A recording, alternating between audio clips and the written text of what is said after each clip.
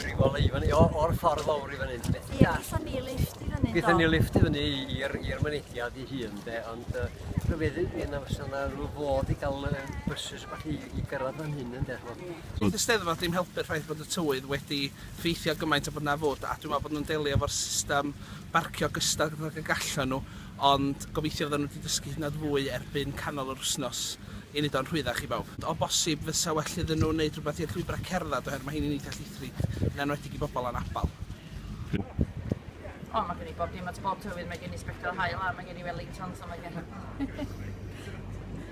Dwi'n meddwl bod fydd dim gwaith nag oedd I ddoe. Na.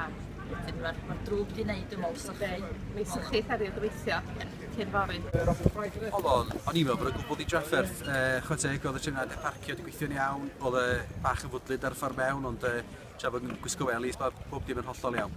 Yndi. A oedden ni wedi parcio'n tu ffrindiau ni'n Bodedan a wedyn. Just cerdded trwy y cae wedyn, a oedd yn iawn.